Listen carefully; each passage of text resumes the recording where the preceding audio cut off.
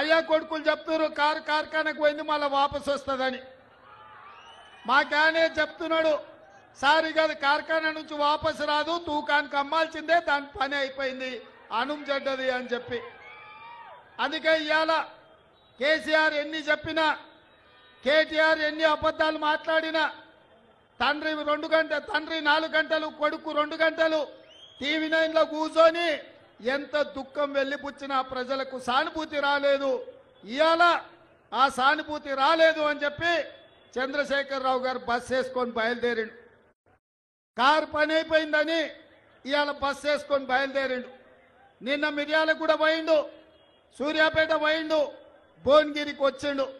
ఇవాళ ఆయన యాత్ర చూస్తుంటే 100 ఎలుకలు తిన్న పిల్లంట తీర్థయాత్రలకు పోయి వచ్చిందంట. నా పాపాలన్నీ మన్నించు అని.